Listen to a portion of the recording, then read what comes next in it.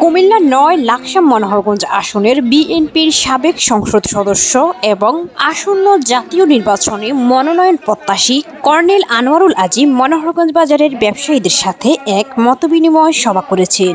শনিবার বিকেল ৫টায় নবগঠিত মনোহরগঞ্জ বাজার ব্যবসায়ী কমিটিদের উদ্যোগে সভার আয়োজন করা হয়।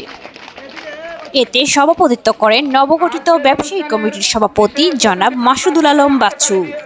এ সময় ব্যবসায়ী কমিটিদের পক্ষ থেকে আনোয়ারুল আজিমকে শুভেচ্ছা জানান ব্যবসায়ী নেতৃবৃন্দ। রক্তের বিনিময়ে স্বাধীনতা এসেছি দ্বিতীয়বারের মতো, এই সুযোগটা আমরা ছাড় দিতে চাই না।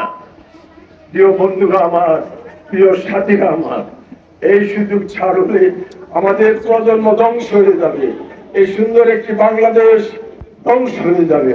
তাই আপনারা যে অবস্থা থাকুন না কেন, আপনার সামনে দিকে এগিয়ে আসুন, এটাই থাকবে আপনাদের প্রতি।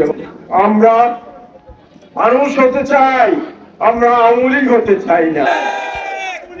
ইনশাআল্লাহ আমি কথা দিলাম আপনাদের কারো কাছ থেকে কোনো চাঁদাবাজি করা হবে না। সবাই বক্তব্য রাখে মনোহরগঞ্জ উপজেলার সাবেক চেয়ারম্যান এবং মনোহরগঞ্জ উপজেলার বিএনপির সাবেক সভাপতি জনাব ইলিয়াস পাটোয়ারি। যাদের রক্তের বিনিময়ে দীর্ঘ ১৬ বছর পর দ্বিতীয়বার আমরা স্বাধীনতা অর্জন করেছি, যারা মৃত্যুবরণ করেছেন তাদের আত্মার মাগফিরাত কামনা করছি। সহ সভাপতি জনাব আবুল বাশার কিরণ, উপজেলা বিএনপির সাবেক আহ্বায়ক জনাব ইউসুফ ভুঁইয়া। এছাড়া এ সময় আরও উপস্থিত ছিলেন সাবেক যুগ্ম সাধারণ সম্পাদক আবুল কালাম আজাদ, সাংগঠনিক সম্পাদক জহিরুল ইসলাম, নাথারপেটুয়া বাজার ব্যবসায়ী কমিটির সাধারণ সম্পাদক জাফর ইকবাল বাচ্চু।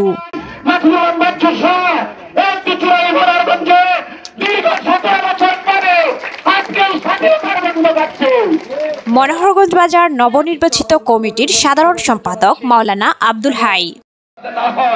আমরা এই ব্যাপারে সোচ্চার, আপনারা আমাদেরকে সহযোগিতা করবেন। আমার সভাপতি সহ আমরা ইউনুস অফিসে গিয়েছিলাম, আমরা থানাতে গিয়েছি, আমরা পরামর্শ করেছি এবং ওনাদের সহযোগিতা কামনা করছি। যদি আপনারা সবাই সহযোগিতা করেন, আগামী দিন এই মনোহরগঞ্জ বাজারে কোন দখলবাজি, কোন চাঁদাবাজি, কোন সন্ত্রাসী, জবরদখল, কত ভাঙচুর আর হতে দেওয়া হবে না।